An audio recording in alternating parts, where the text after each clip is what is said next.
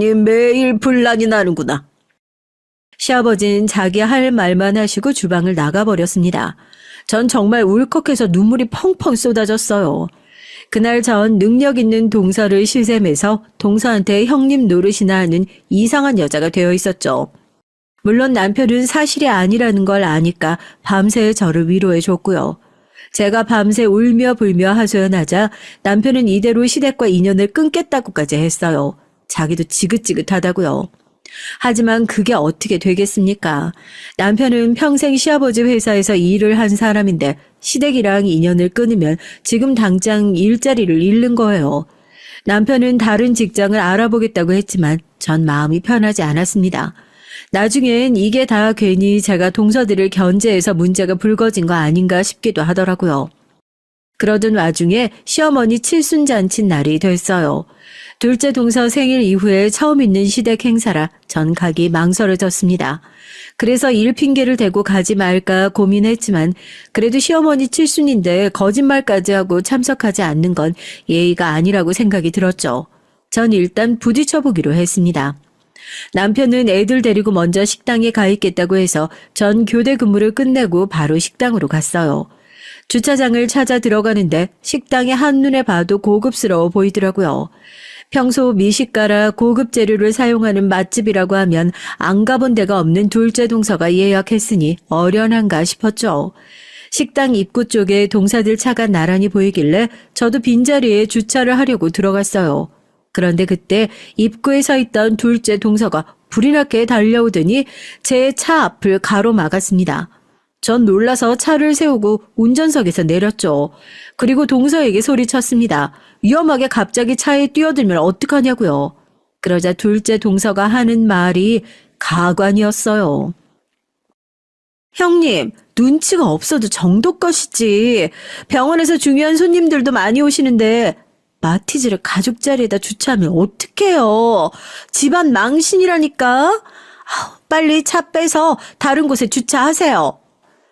전 둘째 동서의 행동이 기가 차다 못해 어이가 없어서 실소가 터지더군요. 제가 배까지 잡고 웃자 둘째 동서가 얼굴이 일그러졌어요. 동서, 마티즈가 뭐 어때서 그래? 동서 이런 거 가지고 사람 등급 나누고 그러는 몰상식한 사람이었어? 어머, 그럼 설마 지금까지 동선 의사고 내가 간호사라서 무시하고 그랬던 거야? 명색이 의사라는 사람이 같이 일하는 간호사를 무시하면 어떻게 해? 동서가 그러고도 좋은 의사라고 할 수 있어? 의사면 그냥 의사지 꼭 좋은 의사일 필요가 있어요? 하긴 병원에서 매일 의사 뒤치다거리나 하는 간호사가 뭘 알겠어? 이게 지금 다 무슨 소리야? 아니, 자네는 우리 병원 내과 윤 교수 아닌가? 그 순간 말도 안 되는 일이 벌어졌습니다. 저희 친정 아버지가 바로 그 자리에 나타나셨어요. 아니, 이사장님, 어떻게, 저희 시어머니 칠순인지 어떻게 알고 오셨어요? 윤 교수 시어머니 칠순이라고? 그럼 우리 윤 교수가 우리 딸이랑 동서지간이었나? 네? 이사장님이 형님 아버지시라고요? 말도 안 돼. 결혼식 날 뵙던 분은 분명 다른 분이었는데? 형님, 이게 어떻게 된 일이에요? 그랬습니다. 동선 당연히 모르고 있었겠지만 저와 동서가 다니는 대학병원 이사장님이 바로 저를 낳아주신 친아버지세요. 제가 일부러 친아버지에게 연락을 드렸습니다. 제가 그토록 병원에서 일하고 싶었던 이유가 바로 아버지 때문이에요. 저희 어머니 아버지는 제가 국민학교 시절에 이혼하셨어요. 아버지는 병원 일로 정신없이 바빴고 어머니는 우울증이 심해져 바쁜 아버지를 매일 원망하셨거든요. 처음 말씀드린 대로 전 어머니보다 아버지를 더 좋아했습니다. 항상 아픈 사람들을 위해 일하시는 아버지의 모습을 존경했으니까요. 그래서 아버지처럼 좋은 의사가 되고 싶었던 거예요. 성적이 안 돼서 포기하기는 했지만 그래도 간호사가 돼서 같은 의료인이 되었다는 것에 자부심을 느끼고 있었습니다. 어머니와 이혼했어도 저와 아버지는 계속 만나고 있었고요. 제가 간호대학에 갔을 때 누구보다 기뻐하셨던 것도 아버지예요. 어머니께서 제 등록금을 내주지 않겠다고 했을 때 도와주신 분도 아버지였습니다. 사실 호적상 아버지도 새아버지고 결혼식 때도 새아버지가 오셨기 때문에 제가 이사장님의 친딸이라는 사실을 아는 사람은 거의 없어요. 그랬으니 둘째 동서도 몰랐던 게 당연합니다. 지금까지 제가 시골에서 농사를 짓는 부모님 밑에서 자란 별 볼 일 없는 간호사인 줄만 알았던 동서들은 졸지에 입에 거품을 물고 있었어요. 윤 교수, 사람 그렇게 안 봤는데 원래 사람 막 무시하고 그러는 사람이었나? 동서지간이기 이전에 어쨌든 같은 병원에서 근무하는 간호사 선생님인데 어떻게 그렇게 무례하게 굴 수 있어? 자네한테 정말 실망했네. 아버진 그대로 혀를 끌끌 차며 식당 안으로 들어가셨습니다. 둘째 동서는 아버지에게 애써 변명을 하려고 따라가다가 도저히 안 되겠는지 저에게로 달려왔어요. 그러더니만 한다는 말이 꼴 같지도 않더군요. 형님, 제 마음 아시죠? 제가 형님이랑 친하게 지내고 싶어서 장난친 거잖아요. 이 사장님이 오해하셨나 보다. 오해 같은 소리 하고 있네. 동서 진짜 여우 같은 건 내가 진작 알고 있었는데 내가 이 사장님 딸인 거 알자마자 이렇게 180도 달라질 줄 몰랐네. 형님, 뭐 하시는 거예요? 아우, 이 거지 같은 마티즈를 이따위로 주차하면 어떡해요? 아우, 빨리 차 빼세요. 그때 마침 막내 동서도 나와서 제 차를 가지고 한 소리 했습니다. 그러자 둘째 동서가 손사래를 치며 막내 동서에게 호통을 치더라고요. 동서! 어디서 감히 형님한테 그따위 소리를 해? 동서가 지금 당장 달려와서 형님 차 다시 주차해. 저기 제일 좋은 자리에. 우리 이사장님 차 바로 옆에다가. 둘째 동서는 곧바로 막내 동서에게 다가가 귓속말을 속삭였습니다. 그러자 막내 동서는 헐레벌떡 달려와서 제 차를 타고 주차까지 해주더군요. 대세 전환이 장난 아니었어요. 매일 시댁에 올 때마다 자기들은 의사고 내가 간호사라고 이것저것 시키면서 재수없게 굴더니만 제 앞에서 쩔쩔매는 모습을 보니 아주 볼만하더라고요. 제가 식당 안에 들어가려고 하자 동서 둘이 제 양쪽으로 오더니 팔짱을 꼈습니다. 형님, 저한테 기분 나빴던 거 있으면 지금 다 얘기하세요. 제가 다 하나하나 사과드릴 수 있어요. 둘째 형님은 좀 기다리세요. 큰형님, 저 이번에 형님들 병원으로 옮기는 거 아시죠? 이사장님, 아니, 아버님께 저 좀 잘 봐달라고 얘기 좀 해주세요. 아셨죠? 전 어이가 없어서 양팔에 대롱거리고 있는 동서둘을 세게 밀쳐내고 식당 안으로 들어갔습니다. 여러분이라면 어떠시겠어요? 동서들이 지금까지 제게 저지른 만행들을 용서해 줄 수 있으시겠어요? 그날 이후로 동서들의 태도는 완전히 달라졌습니다. 사실 달라진 건 동서들 뿐이 아니에요. 저희 시아버지가 제일 많이 달라지셨죠. 저희 친아버지가 대학병원 이사장이라는 사실을 아시자마자 저에게 제발 한 번만 자리를 마련해달라고 사정을 하셨습니다. 그러면 사업에 큰 도움이 될 거라고요. 전 이때다 싶었습니다. 아버님, 그럼 저희 남편 아버님 뒤를 이어서 회사 경영에도 참여할 수 있는 거죠? 그럼 당연하지. 난 우리 회사 무조건 우리 장남한테 물려줄 생각이었어. 네 시동생들이나 동서들은 그래 봐야 월급쟁이 아니냐. 우리 사돈이 대학병원 이사장님인데 앞으로 우리 장남한테 얼마나 큰 힘을 실어주시겠어. 역시 사업하시는 분은 다르더라고요. 뭐가 당신에게 이익인지 바로 파악을 하셨습니다. 이럴 줄 알았으면 진작 아버지를 만나게 해드릴 걸 그랬더라고요. 그날 이후 저의 시댁 생활은 아주 평화로웠습니다.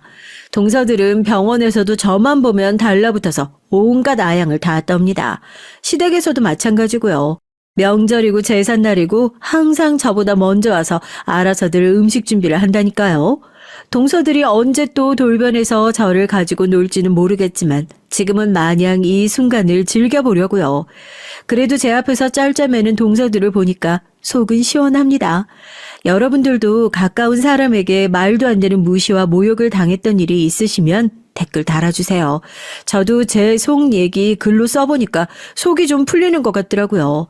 지금까지 저의 긴긴 얘기 들어주셔서 감사합니다.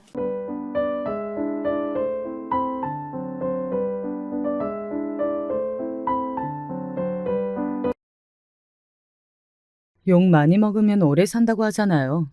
그 말에 따르면 저는 아마 1000년은 넘게 살 수 있을지도 몰라요.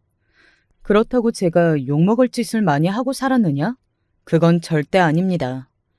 제게 그렇게 욕을 퍼붓고 저를 장수하게끔 만들어준 사람은 단 한 명이었죠. 바로 저의 미친 시어머니였습니다. 제가 겪은 일들을 들으시면 아침 드라마나 막장 드라마가 차라리 현실적이라고 느껴지실 수도 있어요. 저 역시 아직도 제가 겪은 일들을 돌이켜보면 어떻게 나한테 이런 일이 있을 수 있나 싶기도 해요. 지금은 시어머니가 정신을 차리셔서 더 이상의 일은 일어나지 않겠지만 그동안의 세월을 생각하면 기가 막힐 따름이죠. 오늘은 여기서 저와 시어머니 간에 있었던 상상을 초월하는 모든 일들을 탈탈 털어놓아 볼까 합니다. 제 불행은 결혼을 결심하면서부터 시작되었어요. 저도 제 무덤 제가 팠다는 거 인정합니다. 사랑과 결혼은 전혀 다른 건 줄 그땐 몰랐죠. 제가 제 무덤을 파버릴 수밖에 없었던 이유는 저의 아빠, 엄마, 오빠로 이루어진 가족에게서 비롯되었다고 생각해요. 먼저 저의 아버지는 직업군인이셨는데 직업군인의 딸로 자란다는 것은 저에겐 정말 힘든 일이었어요. 아빠는 언제나 규율과 규제를 앞세우며 집도 군대와 마찬가지로 통제되기를 원하셨죠. 밥을 혼자 먹기 시작할 무렵인 아주 어린 나이부터 아빠는 저와 오빠에게 밥 먹을 때 바른 자세로 절대 흘리지 말고 먹을 것, 어른이 먼저 수저를 들기 전엔 식사를 하지 말 것, 밥 먹을 때는 절대 말하지 말 것 등 유아가 완전히 처리하기에는 불가능한 일들을 요구했고 기대에 부응하지 못하면 벌을 세웠어요. 집안 모든 물건들은 각을 세워 정리해야 됐고 집안의 모든 물건들은 각을 세워 정리해야 되고 조금의 예외나 실수는 허용되지 않았죠. 커서는 옷차림, 머리 스타일까지 아버지의 뜻대로 하기를 원하셨고요. 당연하게도 엄마는 그런 아버지를 못 견뎌 했죠. 엄마는 아빠가 자기에게도 그런 규율을 강요하면 자리를 박차고 일어나거나 들고 있던 수저를 집어 던지기도 했어요. 둘은 불같은 부부였죠. 서로 뜨겁게 사랑하고 뜨겁게 싸우는, 어떤 면에서는 열정적인 두 사람이었습니다. 둘의 사이가 좋을 때는 서로 죽고 못 살다가 싸울 때는 서로 죽이지 못해서 안달이었을 정도예요. 한번 싸움이 붙으면 말 그대로 개처럼 물어뜯고 싸웠어요. 몇 시간 동안 고함과 쌍욕이 오가고 서로 몸싸움도 불사했고요. 그러다 또 금방 화해하고 나서 둘이 좋다고 술 마시고 술 마시다 또 싸우고 무한 반복이었죠. 두 사람이 싸우고 또 안 좋았던 것 중에 하나는 서로에 대해 자식들에게 그렇게 욕을 했다는 거였어요. 욕을 할 때는 그런 원수가 없었죠. 네 아빠는 구제불능이고 무식하게 짝이 없고 군인이랍시고 딱딱하기만 하고 여자도 잘 모른다. 네 엄마는 못되고 표독스럽고 지멋대로다. 가장 난감한 질문은 너 아빠랑 살래, 엄마랑 살래였어요. 매번 이혼하니 많이 하면서도 저는 서로 데리고 가고 싶었는지 자기가 데리고 가겠다면서 또 싸우더군요. 결국에는 또 화해하고 다음날 손잡고 다니고 어린 나이에 제가 보기에도 도저히 이해할 수 없었죠. 저렇게 싸우고 나면 서로에게 안 질리나? 도대체 서로 좋은 거야, 안 좋은 거야? 부모님이 싸우기 시작하면 겁이나 벌벌 떨면서 옷장 안에 숨어 있기도 했는데 조금 크고 나니 그냥 에휴 또 저러는구나 이해할 수 없다 하며 신경도 안 쓰게 되었죠. 오빠는 엄한 아버지 밑에서 고분고분하고 모범적인 아이로 자랐어요.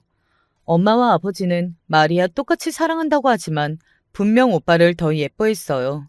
첫째여서인지 아들이어서인지 공부를 잘하고 말을 잘 들어서인지 그건 알 수 없었지만 저는 분명 차별을 느끼며 살았죠. 게다가 오빠는 사실 부모님 앞에서는 모범생인 척했지만 그러면서 받는 스트레스를 다 저에게 풀었어요. 괜히 틈만 나면 저를 때리거나 꼬집으면서 괴롭히고 자기가 잘못해놓고 저에게 누명을 씌우고 제 물건을 망가뜨려 놓는 등 앞뒤가 다른 행동들을 많이 했죠. 그렇다고 부모님에게 이르면 네가 먼저 잘못했겠지 하며 오빠만 두둔했어요. 집안 분위기가 그 모양이니 조금 머리가 크고 나자 부모님이 싸울 때면 저는 아예 집에 안 들어가 버렸어요. 첫 가출이 초등학교 5학년 때였을 거예요. 질풍노도의 사춘기에 접어드는 나이였기에 부모님이 싸우면 저도 같이 돌아버리는 느낌이었거든요. 처음에는 제가 가출한 걸로 뭐라고 하면 저도 부모님이 싸울 때랑 똑같이 미친 것처럼 소리를 지르며 대들었어요. 내가 왜 집을 나갔는지 몰라서 물어? 둘이 제발 좀 이혼해. 제가 그렇게 막 나가자 아버지는 그대로 바리깡을 사들고 와서 군인처럼 제 머리채를 잡고 빡빡 밀어버렸어요. 그 상태로 일주일이나 학교도 빠지고 집에 갇혀 근신하라는 처분이 내려졌고요. 저는 제 방에 틀어박혀 엉엉 울기만 했고 밖에 거실에서는 네가 얘를 이렇게 싸가지 없게 키웠니? 네 유전자가 그러니까 얘도 이 모양이니? 하면서 또 싸우는 부모님의 소리만 들렸죠. 근시는 풀렸지만 아버지는 저를 바로잡겠다며 제가 조금만 규율을 어겨도 바로 몽둥이를 들었어요. 제 허벅지에는 멍이 마를 날이 없었답니다.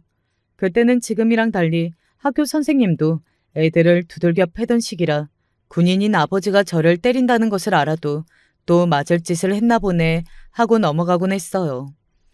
웃기는 건 제가 누구의 기질을 닮은 건지는 모르겠지만 아버지가 저를 그렇게 올감해도 저는 오빠처럼 아버지가 하라는 대로는 못 살겠더라고요. 그렇다고 아버지가 하라는 대로 안 해서 두들겨 맞는 건 싫고 그런 상황 속에서 제가 숨통을 트일 수 있는 길은 아버지를 피하는 것뿐이었어요. 집에 잘 안 들어가고 친구들과 노래방이나 PC방을 쏘다녔죠. 그럼 부모님 아래에서 큰다고 모든 아이들이 다 삐뚤어지는 건 아니겠지만 저는 중고등학교 시절을 그렇게 방황하며 삐뚤어진 학창 시절을 보내야 했어요. 그렇다고 다른 애들을 괴롭히거나 나쁜 짓을 하면 그날은 정말 아버지 손에 죽을지도 몰랐기 때문에 남에게 피해를 주거나 법적으로 잘못된 일을 하지는 않았지만 모범생과 노는 애 중에 어디에 가깝냐고 물으면 노는 애에 가까웠죠. 부모님은 제 학교 성적이 잘 안 나오자 여기저기 학원은 많이 보냈지만 다 돈만 날리는 짓이라는 것을 깨닫고는 아예 포기하시더군요. 부모님은 서로에게 널 닮아서 돌대가리니 네가 얘를 두들겨 패니까 얘가 저 모양이니 하면서 책임 회피만 할 뿐 제 미래에는 큰 관심이 없는 것 같았죠. 고등학교에 들어가서 그래도 조금은 마음 잡고 공부를 했지만 이미 너무 늦어버려서 좋은 대학에 가지는 못했어요.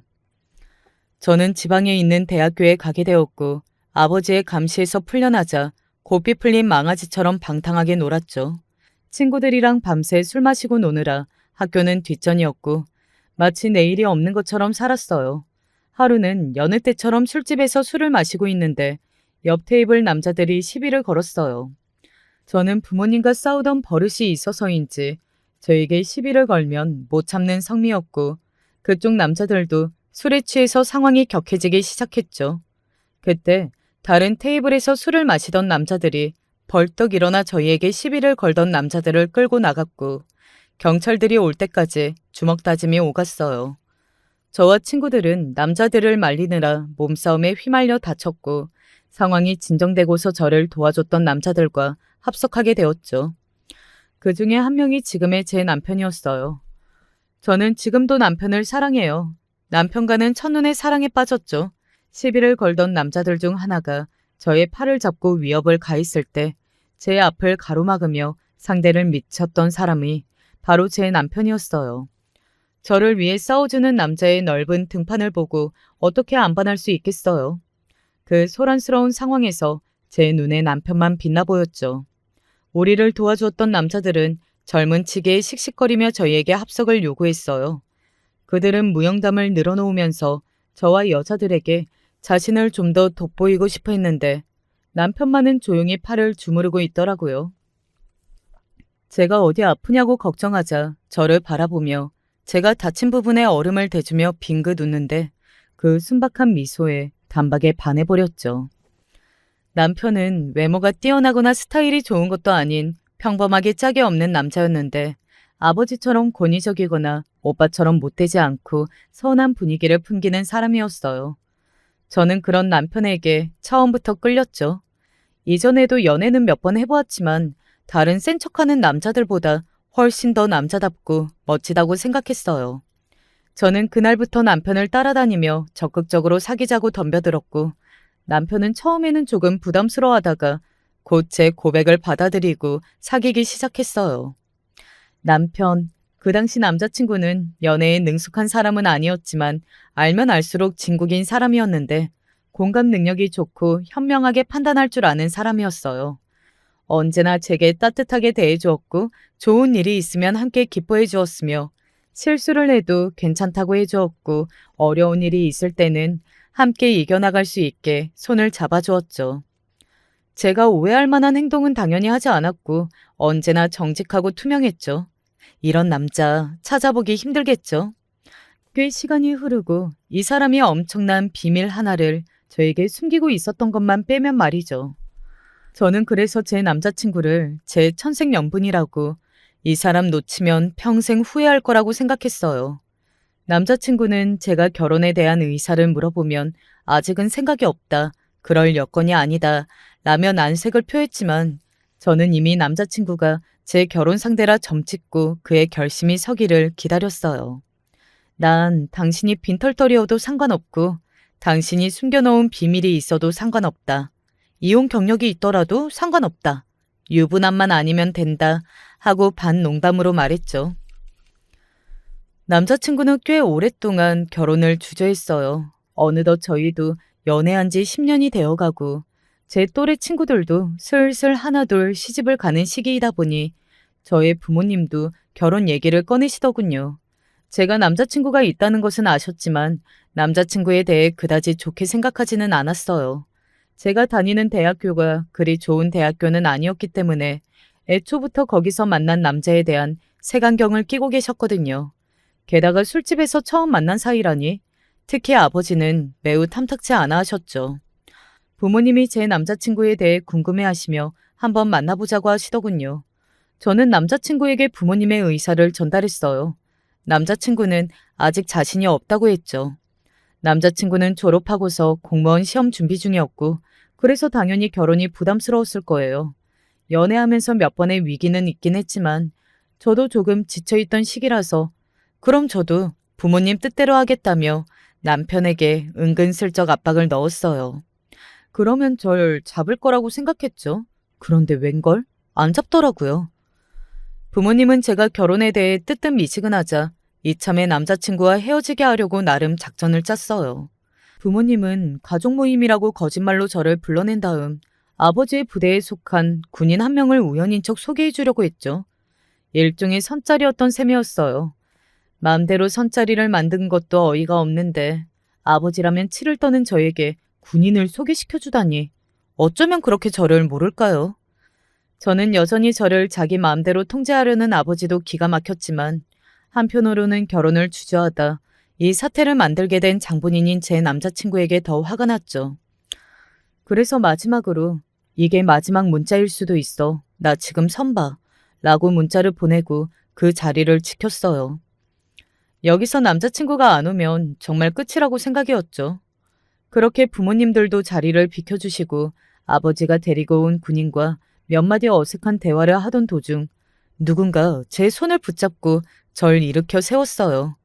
예상하셨다시피 저의 남자친구, 현 남편이었죠. 남자친구는 아빠가 불러서 나온 군인에게 정중히 사과의 인사를 하고 저를 끌어 밖으로 나왔어요. 남자친구는 제가 보낸 문자를 보고 더 이상 앞뒤 생각하지 않고 무조건 달려왔다고 해요. 제가 떠나서 다시는 못 보는 게 결혼보다 더 두려웠다나 봐요. 저희는 눈물의 재회 후 서로의 사랑을 확인했고 그렇게 결혼을 추진하기 시작했습니다. 남자친구는 본격적으로 결혼을 결심하면서 자기는 결혼을 왜 주저했는지에 대해 솔직하게 말하더군요. 자기가 아직 직장이나 미래에 대한 준비가 안 된 것도 맞지만 더 큰 문제는 자기 가정사에 있다고 하더라고요. 자기 집은 일단 많이 가난하고 특히 제일 문제는 연세가 많으신 홀어머니라고 했어요. 남편은 형 하나, 홀어머니 하나 이렇게 세 가족으로 어머니가 늦은 나이에 늦둥이로 남자친구를 가져서 연세가 보통 부모님보다 훨씬 많으시더라고요. 그 홀어머니가 원래도 성격이 드센 편인데 나이가 들수록 더 개팍해지셔서 형의 와이프가 견디지 못하고 이혼할 정도였다고 하는 거예요. 도대체 얼마나 괴팍하기에 먼저 결혼한 형이 이혼까지 한 거지? 저는 생각지도 못한 이야기에 조금 놀랐지만 당시 저는 남자친구가 너무 좋아서 결혼만 하면 사랑으로 이겨낼 수 있다고 생각했어요. 철없는 생각이었죠. 부모님은 제가 남자친구와 결혼하겠다고 하자 당연히 반대를 심하게 했어요. 직업도 아직 뚜렷하지 않고 시댁은 가난한 데다 홀어머니의 이혼한 형까지 있으니 어느 것 하나 마음에 드는 부분이 없었던 모양이에요. 하지만 제가 이 남자 아니면 평생 결혼 안 할 거라고 으름장을 놓았더니 그럼 얼굴이나 보자며 데리고 오라고 했죠. 다행히 남자친구의 인품은 어디 내놔도 훌륭한 정도여서 부모님도 니네가 좋다면 해봐라 하고 허락해 주셨어요. 조금 날짜가 지난 후에 반대로 남자친구의 어머니, 제 시어머니 될 분을 처음 만나게 되었어요. 저는 남자친구가 이미 시어머니의 성격에 대해 경고를 한 상태라 평소와 달리 옷도 곱게 차려입고 선물도 바리바리 싸들고 집으로 찾아갔어요. 남자친구를 사랑하는 만큼 그의 어머니에게 밉보이고 싶지 않았거든요. 달동네 같은 곳에 있는 오래된 집은 여기서 사람이 사나 싶을 정도로 낡았어요. 사람 하나 겨우 지나다닐 정도의 좁은 골목을 지나 집 안으로 들어가자 가장 먼저 악취가 저를 반겼어요. 집 안은 굉장히 지저분하더군요. 낡아도 깔끔하게 정리정돈하는 사람이 있는데 시어머니는 깔끔한가는 거리가 먼 사람이었어요. 저희 아버지가 보시면 기함을 할 일이었죠. 집이 낡고 지저분한 것도 놀라웠지만 저는 시어머니가 차려주신 상을 보고 또 놀랐어요. 보통 며느리가 될 사람이 온다고 하면 밖에서 맛있는 걸 사 먹거나 집에서 먹는다면 항상 크게 차려주지 않나요? 일단 시어머니는 제가 저녁 시간에 맞춰 간다는 것을 알았을 텐데 혼자 라면을 끓여 드시고 계시더라고요. 그러면서 너네 저녁 안 먹었니? 하나 끓여줄까? 하고 묻는 거예요. 이게 무슨 대접이지? 날 테스트하나? 혼란 속에서 남자친구의 경고가 서서히 체감되기 시작되었죠. 시어머니는 물이 한가득인 라면과 너무 쉬어서 꼬릿한 냄새가 나는 김치 하나 덜렁 내주고 먹으라고 했어요. 저는 억지로 마시는 척하며 입에 넣었는데 그 모습을 시어머니가 유심히 지켜보더군요. 라면이 입으로 들어가는지 코로 들어가는지 어찌저찌 다 먹고서 설거지를 하고 제가 가져온 과일을 깎아 먹으며 시어머니의 말을 들었어요. 보통 며느리 될 사람이 오면 궁금해서 이것저것 물어보지 않나요? 저에 대해서 궁금한 점들에 대한 질문을 하는 게 아니라 시어머니 혼자 계속 떠드셨죠. 시어머니 이야기의 거의 90% 이상이 첫째 아들에 대한 이야기였어요. 저는 결혼할 남자의 집에 처음 가서 얼굴도 모르는 시숙이 될 사람에 태어난 순간부터 자라온 성장 과정을 전부 다 듣고 오게 되었죠. 태몽이 뭐였고 얼마나 어렵게 얻은 첫째 아들이고 학생 때 공부를 얼마나 잘했고 얼마나 자기한테 잘했는지 등등. 남자친구인 둘째 아들에 대한 얘기는 첫째 아들의 얘기를 하면서 가끔 나오는 엑스트라 수준이었고 눈앞에 있는데도 불구하고 얘는 지 형의 반의 반도 안 닮았어. 병신 같아. 라고 막말을 하더라고요. 시어머니 이야기의 특징은 중간중간 욕을 아무렇지 않게 한다는 거였어요. 저 역시 화가 나거나 하면 쌍욕을 하기도 하고 친구들끼리 있을 때도 아주 심한 욕 아니면 쓰긴 하는데 시어머니 될 사람이 처음 보는 며느리 될 사람 앞에서 거리낌 없이 쓰는 거예요. 아주 상스럽고 말투도 거칠었죠. 씨땡, 종땡 같은 말들은 거의 숨쉬듯 나왔고 누굴 죽여버리고 어쩌고 하는 식의 화법 같은 것이 충격적이었고 놀라웠어요. 남자친구는 특별히 자기 엄마를 제지하려고 하지도 않았고요. 이게 대체 뭐지? 싶더라고요. 집을 나와서 남자친구는 충격이 가시지 않는 제게 시어머니에 대해 얘기해 주었어요. 시어머니는 시장 자판을 하면서 평생 사셨는데 아무래도 오랜 세월 시장 사람들과 진상 손님을 상대하다 보니 성격도 입도 거칠어졌고 배움도 짧다 보니 이런 상황에서 어떻게 해야 하는지 잘 모르신다고 하더군요. 밖에서 사 먹자고 해도 돈 든다고 싫다고 하시고 집에서 자기가 저녁을 차리겠다고 하면 남자가 무슨 부엌에 들어오냐고 하시고 자기 어머니지만 고집도 세고 말이 잘 안 통한다고 했어요. 그래도 평생 고생만 하며 아들 둘 키우신 분이라 불쌍한 사람이고 형이 사정이 있어서 자기가 어머니를 자주 찾아뵈어야 한다는 거예요. 자기가 지금까지 결혼을 주저한 이유였고 제가 떠난데도 자기는 이해할 수 있다고 했죠. 사랑의 콩깍지가 씌인 어린날의 치기였겠지만 그 정도로 저의 사랑이 꺾이지 않는다고 시어머니를 모시고 살라면 살겠다고 큰 소리를 뻥뻥 쳤죠. 남자친구는 그런 저의 모습에 많이 감동하고 감사해하더군요. 이런 자신의 가정 환경을 이해해줄 여자는 없을 거라고 생각해왔다고요. 그동안 마음속으로 얼마나 고민했을지, 얼마나 참고 살았을지 공감이 되었어요. 저도 오빠에게 모든 관심을 쏟고 저에게는 관심이 없었던 부모님 아래에서 컸기 때문에 그런 상황이 얼마나 상처가 되는지 잘 알았거든요. 저에게 평생 감사하며 살겠다고 하며 남편은 펑펑 울었고 저 역시 남편을 부둥켜 안고서 펑펑 울었죠. 문제는 저의 부모님이었어요. 저의 아버지가 시어머니를 보면 좋은 말이 안 나올 것 같아서 상견례 자리를 마련하라는 부모님에게 이 핑계 저 핑계 대며 미루었죠. 하지만 결혼식을 얼마 남기지 않는 상황에서 결국 어쩔 수 없이 상견례를 하게 되었어요. 파국이 예상되는 자리였어요. 고급 한정식 집에 마주 앉게 된 저희 부모님과 시어머니 사이에 팽팽한 긴장감이 돌았어요.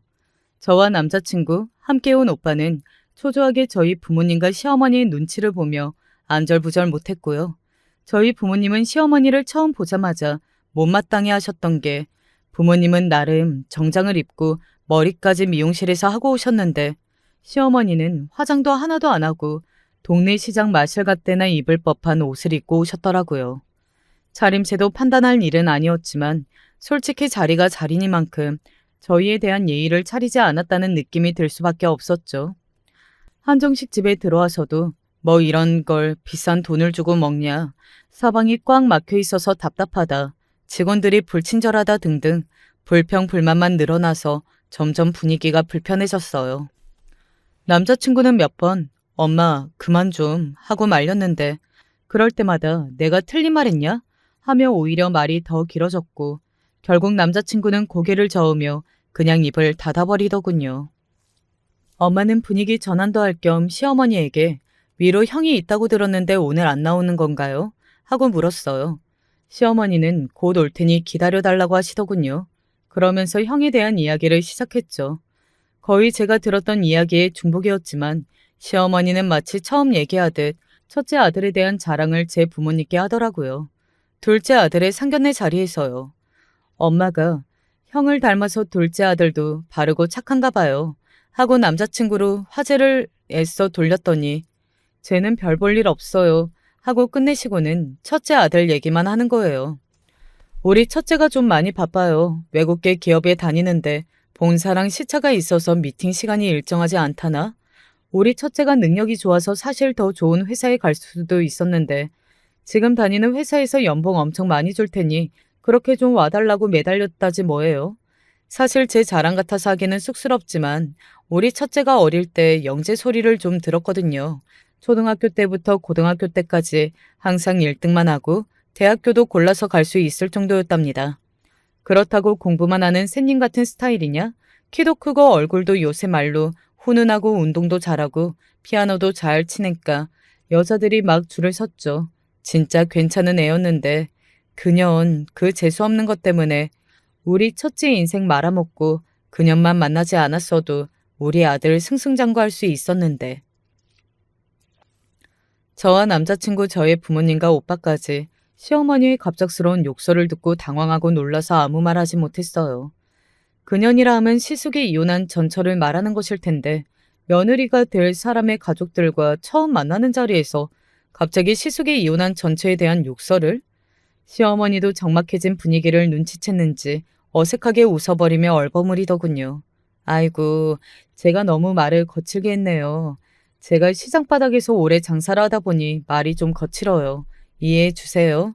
그리고 제가 첫째 아들이랑 이혼한 전체에게 쌓인 게 좀 많아서 저도 모르게 욕이 나왔네요. 그 몹쓸 것한테 완전 사기 결혼 당했거든요. 아, 네, 그러시는군요. 아버지와 오빠는 당연히 불편한 기색만 내비치고 엄마만 겨우 맞장구만 쳐주었어요. 남자친구는 고개를 푹 숙이고 죄인처럼 앉아 있었고요. 흘끔흘끔 저를 노려보는 엄마의 눈빛이 따갑더군요. 아, 이건 진짜 쉽지 않겠다 예감했죠. 형이라는 사람은 자리까지 마련해 놓았는데 아무리 기다려도 오지를 않더라고요. 다들 식사도 못하고 기다리다가 결국 시어머니가 전화를 하고 오더니 첫째 아들이 오늘 일이 생겨서 못 오게 되었다고 미안하다면서 식사를 하자고 하는 거예요. 아니, 자기 동생 결혼 전 상견례하는 자리에 온다고 했다가 갑자기 취소하는 것은 무슨 예의지? 그걸 용납하는 시어머니는 또 뭐고? 저는 속으로 조금 화가 났지만 표현은 못하고 참고 있었죠. 다들 불편하고 어색한 침묵 속에서 겨우 식사를 끝마치고 엄마가 신혼집은 어떻게 할 건지 예단 예물 같은 건 생략해도 되는지 시어머니에게 여쭤보았어요. 사실 상견례 자리는 그런 걸 의논하는 자리기도 하니까요. 그런데 시어머니는 굉장히 발끈하며 내가 우스워 보이냐? 서로 할 거 다 하고 근본 있게 하자. 신혼집은 내가 알아서 해줄 테니 염려 말아라. 예단은 꼭 비단 이불이어야 하고 첫째 아들의 양복도 맞춰주어야 한다. 라면서 저희 부모님에게 조금 뻔뻔한 느낌으로 요구사항을 말씀하셨죠. 엄마가 요새 애들 결혼식은 옛날 같은 허례허식은 생략하는 분위기라 하면서 불편한 기색을 내비쳤는데 시어머니는 그래도 할 건 해야죠. 저희가 집회 가는데 그 정도는 해주셔야 되는 거 아니겠어요? 하면서 꼭 받아내겠다는 의지를 보이시더군요. 엄마가 그럼 뭐 원하시는 브랜드 있으시면 제가 거기 맞춰서 사서 보내드리겠습니다. 했더니 시어머니가 보내주시다니요. 정없게. 직접 들고 오셔야죠. 하며 안 그래도 아슬아슬한 분위기에서 방아쇠를 당기고 말았죠. 아버지는 제 성질을 못 이겨 참다 못해 자리를 박차고 나갔고 오빠도 기가 막히다는 표정이 일그러지며 저를 바라보더군요. 엄마가 겨우 자리를 지키고서 예, 알겠습니다 하는데 너무 화가 나서 눈물이 날 것 같더라고요. 아무리 제 성장 과정에서 여러 일이 있었다고 해도 저희 부모님인데 어떻게 예단을 직접 들고 오라는 말을 할 수 있었을까요? 지금이 조선시대도 아니고 자기 집이 정승판서 집도 아니고 늘 착하고 순하던 남편은 그 순간에도 아무 말 안 하고 고개만 푹 숙이고 있었어요. 식사를 끝내고 시어머니와 인사도 하는 둥 마는 둥 헤어졌고 저희 부모님과 오빠는 남자친구를 잡아먹을 듯 노려보았어요. 남자친구는 그 자리에서 허리를 90도 숙이고 죄송하다고 예단은 장모님 말대로 생략해도 된다고 했죠. 자기가 중간에서 어머니를 잘 설득하겠다고요. 그리고 자기 어머니가 부덕하셔서 무례하게 굴었던 것을 용서해달라고 하더군요. 남자친구의 진심 어린 사과에 부모님의 화는 조금 풀어졌지만 남자친구가 가자마자 아버지, 엄마, 오빠까지 모두 한 목소리로 이 결혼은 반대다 라고 했어요. 남자친구의 인품은 괜찮아 보이지만 저런 상스럽고 무례한 여사를 시어머니로 두면 틀림없이 네가 못 버티고 돌아버린다. 첫째 아들이 이혼했다는 게 흘려들을 일이 아니다. 분명 저 여자가 원인이었을 것이다. 남자친구도 지금이야 네 편 들어주고 저렇게 감싸주지만 결혼하고 몇 년만 지나봐라. 제 어미 편 들 것이다. 부모님과 오빠의 공통된 의견이었어요. 저도 시어머니 집에서 본 시어머니의 모습과 상견례 자리에서 본 시어머니의 모습을 보니 앞으로 펼쳐질 결혼 생활이 엄두가 안 나더군요.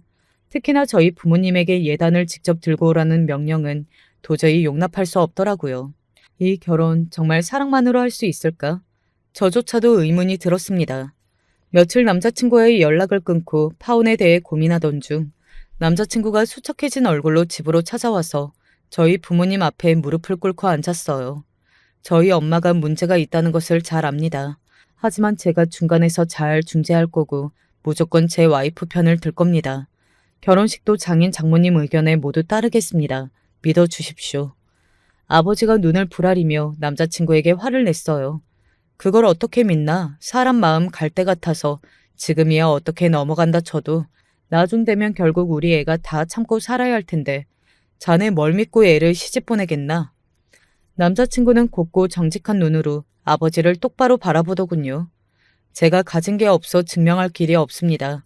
제가 올해 안에 7급 공무원 시험을 볼 예정인데 만약 시험에 합격해 7급 공무원이 된다면 절 믿어주시고 저희를 결혼시켜 주시겠습니까? 9급도 아니고 7급을 올해 안에 합격하겠다니 부모님과 오빠는 반신반의했죠. 저조차도 만약 불합격하면 어쩌려고 저런 무모한 약속을 하려는 거지 했어요. 하지만 정확히 반년 후 남자친구는 7급 공무원 시험에 보란듯이 합격했고 부모님은 약속 때문이라기보다는 남자친구의 의지력과 실행력에 좀 더 믿음을 가지고 결혼을 허락해 주셨어요. 특히 군인인 아버지는 그런 남자친구가 보기 드문 젊은이라며 자기 와이프는 굶기지 않겠다고 흠촉해 하셨죠. 중간에서 어떻게 구워 삶았는지 시어머니는 결혼식 당일까지 그리 무리한 요구는 하지 않으셨어요. 남자친구는 이따금 저를 집으로 데리고 오라는 뜬금없는 시어머니의 전화를 받았지만 이런저런 핑계를 대며 절대 저를 시어머니와 대면하지 못하게 했어요. 전화기 너머로 시어머니가 남자친구에게 온갖 쌍욕을 해대는 것이 들렸지만 남자친구는 흔들림이 없었죠.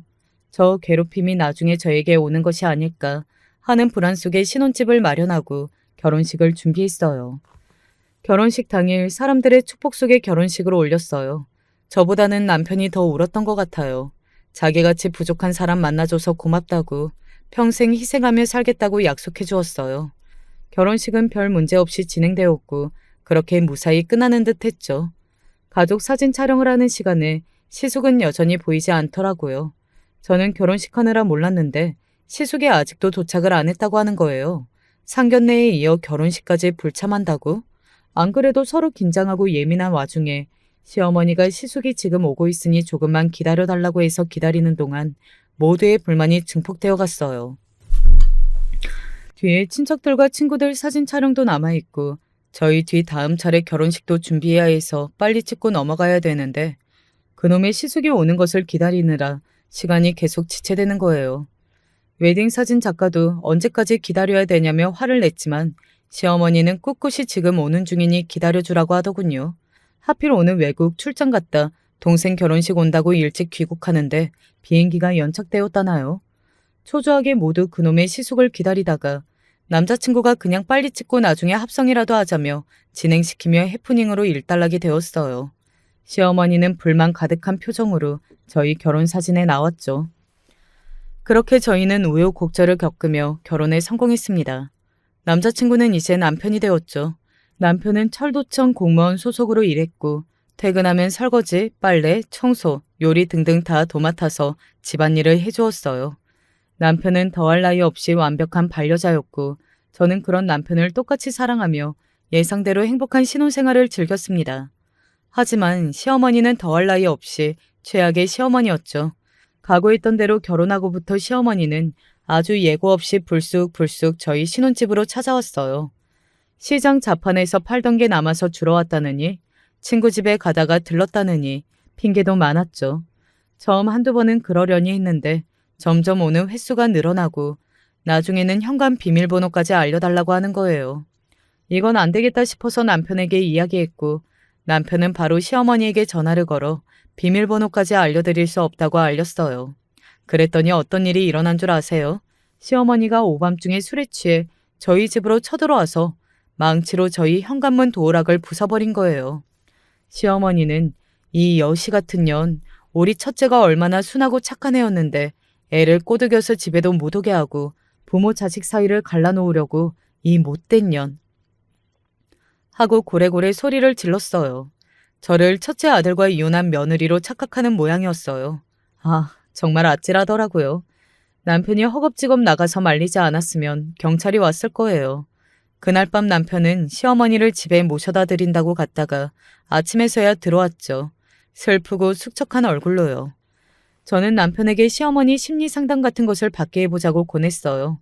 시어머니는 마음의 병이 있는 게 분명했고 치료가 필요해 보였거든요. 남편도 여러 번 시도해봤다고 하더군요. 실제로 정신과도 몇 번 다녔고요.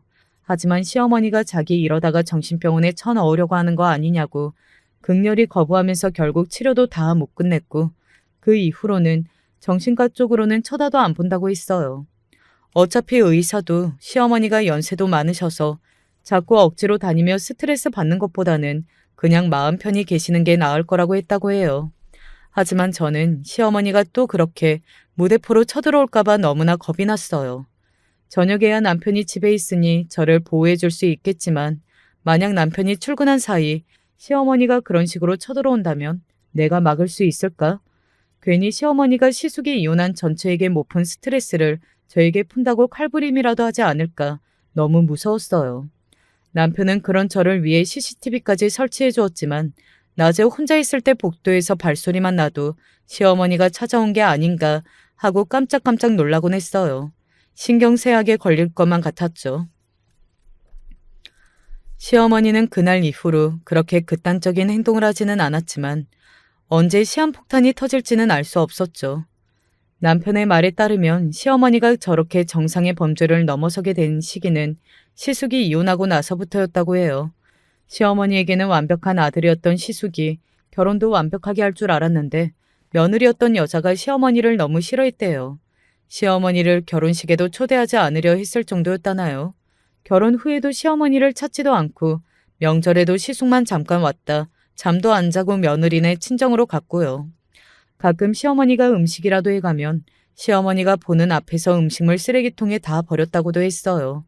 시어머니가 분명 남에게 호감을 살 만한 사람은 아니지만 그렇다고 그렇게까지 나를 세웠어야 할까 싶기도 하더라고요. 결국 첫째 며느리는 시숙에게 이혼 소송을 냈고 시어머니의 행패가 주요 이혼 사유로 받아들여져 시숙은 많은 재산을 와이프에게 넘기고 양육권까지 모두 빼앗겼다네요.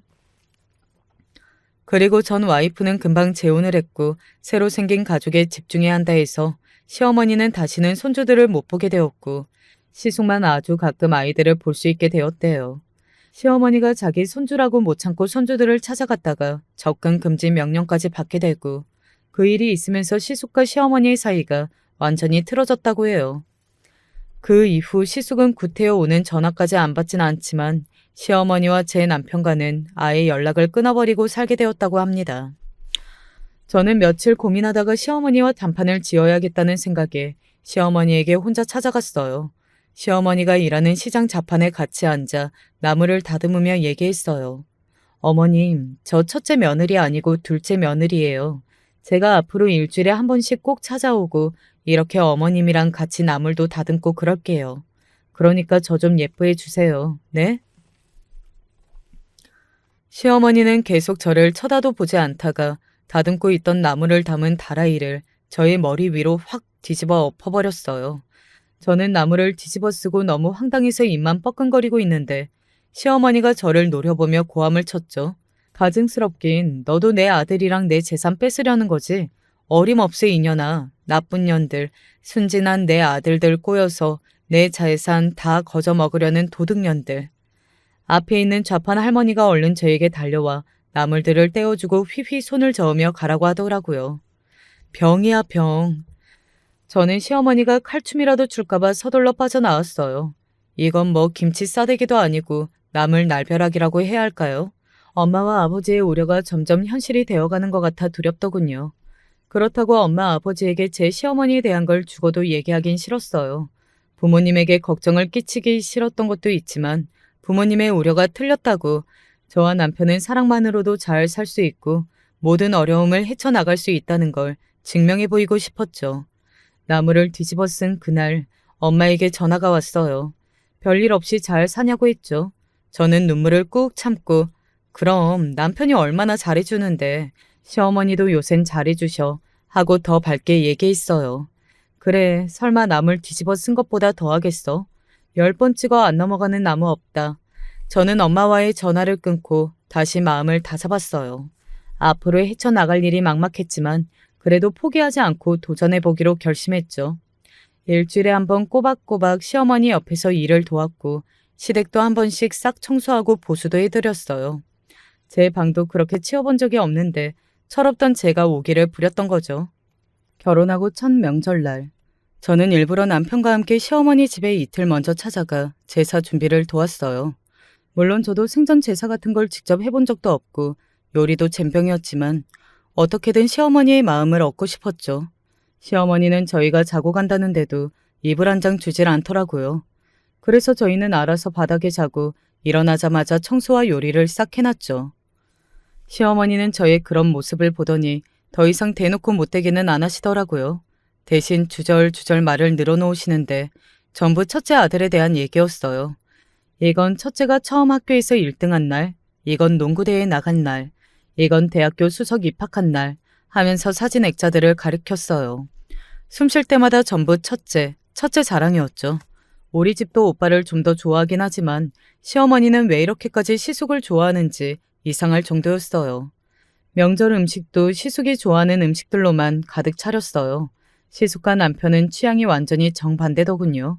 시숙이 좋아하는 음식들이 모두 남편이 싫어하는 음식들이었어요. 심지어 남편이 갑각류 알레르기가 있는데도 버젓이 간장게장, 새우전이 들어가 있더라고요. 시어머니는 우리 첫째가 이걸 그렇게 좋아했다. 이걸 그렇게 많이 먹어서 배탈까지 났다 등등 첫째 얘기만 주구장창하며 곧 시숙이 올 거라고 목이 빠지게 기다렸어요. 하지만 시숙은 이번에도 오기 싫다고 했다면서 오지 않았죠. 시숙이 좋아하는 산더미 같은 명절 음식들은 주인을 찾지 못했어요. 몇 날 며칠을 고생한 저는 허탈하기 짝이 없더군요. 이렇게까지 차별하는 엄마라니. 그렇게 미움받는 아들은 극진히 엄마를 챙기고 반대로 사랑을 넘치게 받는 아들은 그 엄마를 증오해서 오지도 않다니. 이 무슨 모두가 불행한 짝사랑의 관계란 말인가요. 저는 어떻게든 그 관계를 조금이라도 돌려보려 애를 써봤지만 사람 마음을, 그것도 살아온 날이 너무 많으신 분에게는 생각의 방향을 돌리기란 쉬운 일이 아니었죠. 저와 남편 사이에서 무려 3명의 토끼 같은 아이들이 태어났어요. 아이들을 셋이나 케어하려다 보니 아무래도 시어머니를 예전처럼 챙기지는 못하게 되었죠. 시어머니는 아무리 저와 남편이 잘 모시려고 해도 쌍욕부터 뱉으시고 아이들 있는 앞에서도 거리낌 없이 행동하시니 자연스럽게 저도 아이들을 교육 차원에서 시어머니와 거리를 두게 되었어요. 그렇다고 시어머니를 소홀하게 대한 건 아니었지만 아이들을 데리고 시댁보다는 친정에 가는 일이 훨씬 많아졌죠.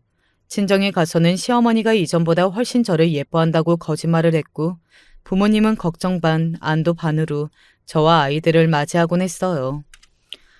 시어머니는 손주들마저 별로 반기지 않으셨어요. 우리 애들을 보면 이혼한 첫째 며느리가 데리고 간 손주들이 눈에 아른거린다고 하시더라고요.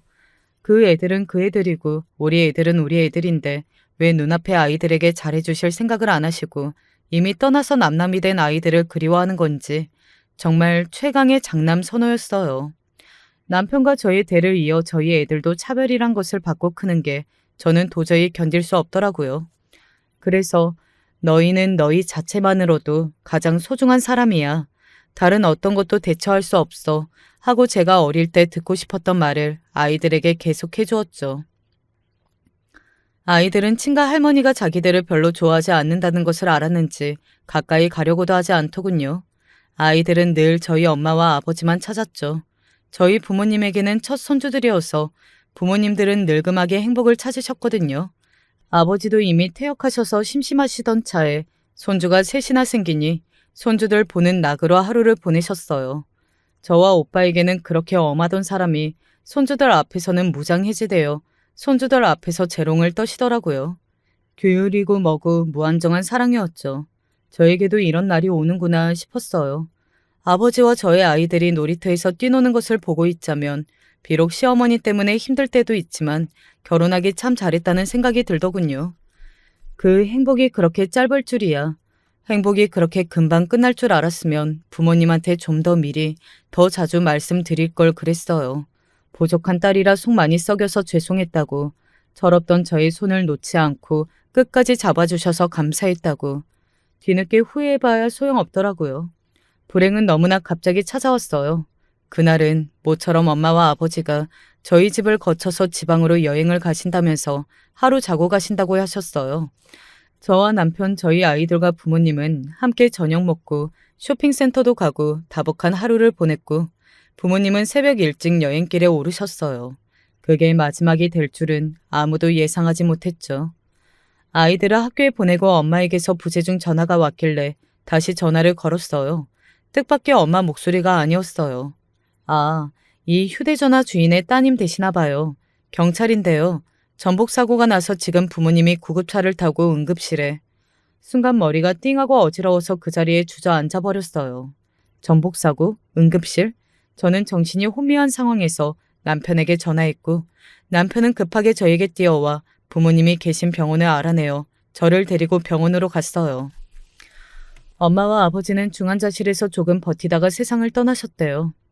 오빠가 먼저 와 있었고 제가 나중에 도착했는데 제가 오자마자 심정지가 왔더라고요. 아마도 제가 오기를 기다리셨던 모양이라고 나중에 오빠가 저를 위로하더군요. 엄마와 아버지는 고속도로로 차를 운전하고 가다가 졸음 운전하는 트럭에 부딪혀 사고가 났다고 하더라고요. 모두가 예상치 못한 일이어서 저는 계속 울다가 졸도했고 장남인 오빠도 멍하니 정신을 차리지 못했어요. 남편만이 정신을 차리고 모든 일을 척척 해내고 장례를 준비했어요. 입관도 모두 남편이 했죠. 남편이 늘 든든했지만 그때야말로 누구보다 남편이 든든하더라고요. 장례식 첫째 날이 지나고 둘째 날 아주 조금씩 정신이 들었어요. 그제야 저는 시어머니가 아직 안 오셨다는 사실을 깨달았죠. 오빠의 처가에서는 장례가 시작되자마자 달려와서 내내 같이 있어 주셨는데 말이에요. 저는 남편에게 시어머니께 연락했냐고 물었고 남편은 주저하며 일부러 연락하지 않았다고 하더라고요. 또 말실수하고 폐악스러운 행동할까봐 걱정된다면서요. 저는 그래도 시어머니인데 연락도 안 하는 건 예의가 아니라고 생각해서 시어머니께도 연락을 드리라고 했죠. 둘째 날 사람들이 뜸할 무렵 시어머니가 희희낙낙 장례식장에 들어왔어요. 아이들이 태어나고 시어머니와는 왕래가 잦지 않아서 저도 오랜만에 뵙는 거였어요. 시어머니는 고개를 빳빳이 들고 바로 식당 테이블에 직행해서 앉더라고요. 그리고 소주에 육개장을 3그릇씩이나 아주 시원하게 말아 드셨죠. 무슨 먹방을 찢는 듯 아주 맛깔스럽게 드시는 모습에 지금까지 좋게 보려고 노력했던 시어머니의 무식하고 자기만 알고 못돼 먹은 실제 모습이 더 잘 보이더라고요. 그동안 남편에게 씌인 콩깍지가 시어머니에게까지 씌었던 건지 그 콩깍지가 한꺼풀 벗겨지자 그렇게 꼴보기 싫더라고요. 하필 남편은 내일 장지 가서 할 것들을 챙기느라 자리에 없었고 시어머니는 배를 두드리며 이를 쉬시면서 저와 눈이 마주치기를 기다리는 것 같았어요. 저는 마지못해 시어머니 앞에 앉았죠. 그 모습은 제 슬픔을 전혀 관심이 없는 모습이었고 사돈내외가 갑작스럽게 세상을 떠났다는 현실에 전혀 공감하지 않는 태도였어요. 이래서 부모님이 반대하는 결혼은 하지 말라고 하는 건가? 저는 시어머니를 한심스럽게 바라보며 혼자 생각하고 있었어요. 시어머니가 먼저 입을 열었죠. 사돈내외가 연세가 어떻게 되시지? 올해 일은 안팎이셨습니다. 그래, 그럼 이런 일 좀 대비해 놓으셨겠네. 글쎄요, 저도 잘. 이래서 미리미리 대비해놔야 되는데 위에 오빠가 있었지? 재산은 다 오빠한테로 가나? 지금 저희 부모님 장례식장에 오시자마자 하신 말씀이 재산인 거예요? 그래, 재산, 유산 상속. 이런 문제는 빨리빨리 이 자리에서 해결해야 돼. 내가 해봐서 잘 알지. 부모님 생명보험 들어놓으셨겠지? 아버지가 대령까지 지내셨으니 당연히 들어놓으셨을 거고 그거 수령하면 꽤 받을 것 같은데 맞지? 저는 끓어오르는 분노를 느끼며 시어머니를 노려봤어요. 얘 눈깔 좀 봐. 왜 불만 있어? 유산 상속은 왜 물어보시는 거예요? 아, 이번에 너희 시숙이 재혼을 한다지 뭐냐. 그래서 신혼집을 해달라는데 유산 들어오면 신혼집 사는데 좀 보태라고. 아, 그냥 달라는 건 아니야. 갚으라고 할게. 다 상환하려면 좀 늦을지도 모르지만. 저는 자리에서 조용히 일어났어요. 어머님, 그냥 집에 가세요. 저 어머님한테 더 이상 할 말 없네요. 더 있다간 좋은 말 안 나올 것 같아요. 애 말하는 싸가지 좀 봐. 야, 너네 신혼집도 내가 해줬잖아. 신혼집 해줄 때는 꿀꺽 해놓고 네 재산 좀 내놓으라니까 그렇게 배알이 꼴리냐? 싸가지 없는 년. 어머님, 이제와 말씀드리자면요. 어머님이 주신 돈으로는 그런 집 못 사요. 어머님이 주신 돈은 감사한데 남편 돈이랑 제 돈 다 합쳐서 집 산 거였어요. 어머님 비위 맞추려고 어머님 주신 돈으로 집 샀다고 한 거라고요. 진실은 그래요. 시어머니는 눈에 띄게 당황하더군요. 그래서 지금 내가 돈 많이 안 줬다고 지랄하는 거냐? 땡 같은 년 어디서 이딴 게 집구석으로 글러 들어와가지고 야 이년아 넌 이제 고아년인데 그럼 이혼이라도 할래? 어디다 대고 고아년이 까불어? 고아년? 저는 그 말을 듣고 정말 아득해지는 기분이 들었어요. 아버지와 엄마가 이 결혼을 계속 반대했던 것도 떠올랐고요. 저는 그 순간 분노로 눈가가 뜨거워지는 것을 느꼈어요. 그리고 마침내 결혼하고 몇 년간 간직하고 있던 비밀을 터뜨리기로 결심했죠. 제가 남편을 사랑해서 끝까지 간직하려 했던 비밀이었지만 저는 분노로 앞뒤 보이지 않았고 눈앞에 시어머니에게 그간 있었던 일들과 남편에게 했던 일들 모두 합쳐서 복수를 해주고 싶다는 생각밖에 없었죠. 저는 빤히 시어머니를 보다가 시어머니의 전화기를 뺏었어요. 시어머니가 놀라서 전화를 다시 빼앗으려고 발버둥을 쳤지만 저는 이미 시어머니의 최근 통화 목록에서 첫째 아들을 찾아 전화 버튼을 눌렀네요. 한참 신호가 갔고 짜증스러운 중년 남자 목소리가 수화기에서 들려왔죠. 아이씨, 또 전화했네. 그만 좀 하라고. 저는 남자의 목소리를 스피커폰으로 해서 시어머니에게 들려주었어요. 시어머니는 혼돈에 빠졌죠. 이 남자는 누구야? 첫째가 아닌데. 그새 전화가 바꿨나? 저는 휴대전화를 시어머니에게 던지며 이렇게 말했어요. 어머님, 시숙님은 이미 오래전에 죽었잖아요. 기억 안 나요? 그때 마침 남편이 처리할 일들 모두 끝내고 돌아왔다가 이 광경을 모두 봤어요. 남편은 크게 당황해하며 저를 끌고 나갔어요. 무슨 짓이야? 엄마한테 비밀 지키기로 약속했던 거잖아. 저는 남편을 마구 때리며 소리를 지르고 울었어요. 고아년이라잖아, 나보고. 우리 엄마 아버지 장례식장에서 시어머니가 고아년이라잖아. 나 고아 아니야. 내가 왜 고아야? 남편은 제가 오열하자 한숨을 쉬며 저를 온몸으로 안아주고 진정시켰어요. 그런 저희에게 시어머니가 비틀거리며 다가왔어요. 무슨 소리야? 첫째가 오래전에 죽었다는 게? 무슨 헛소리야. 어제도 나랑 통화했는데 문자도 하고. 시어머니는 자기 휴대전화를 급히 뒤적였어요. 통화 목록에는 첫째 아들이라는 이름은 수없이 많이 있었지만 시숙이 아닌 전부 다른 사람이었죠. 문자창을 열어보니 첫째 아들에게 문자를 보내기만 하고 답장은 받지 못했더군요. 시어머니는 비틀거리며 핏기 없는 얼굴로 장례식장을 나갔고 저는 남편에게 따라가 보라고 했어요. 언젠가 알게 될 일이었고 언제까지 참을 수는 없는 일이었어요. 저도 시숙이 돌아가신 것을 처음부터 알았던 건 아니에요. 처음에는 저도 시숙이 정말 살아계신 줄 알았죠. 동생 상견례도 결혼식도 안 온 조금 예의 없는 사람이라고 생각했을 정도였죠. 그런데 명절 때 시어머니가 시숙이랑 통화를 하는 모습을 봤는데 전화를 걸지도 않은 채 전화를 하는 척하고 있는 게 아니겠어요? 저는 시어머니가 미친 줄 알고 소름이 쫙 돋았지 뭐예요. 그래서 남편에게 시어머니가 이상하다고 얘기했더니 그제야 비밀을 알려주더라고요. 시숙은 이혼하고서 얼마 지나지 않아 스스로 목숨을 끊었대요. 이유는 정확히 모르겠지만 어릴 때부터 받아온 시어머니의 기대와 그 기대를 저버린 이후 받은 원망, 그리고 시어머니가 이혼의 원인이었지만 차마 미워할 수만은 없었던 마음, 아이들을 보기 어려웠던 점 등이 시숙에게 절망적으로 다가갔나 봐요. 시숙의 장례식 이후 시어머니는 마치 첫째 아들이 죽지 않은 것처럼 그저 멀리 외국으로 출장 간 것처럼 행동하기 시작했다고 해요.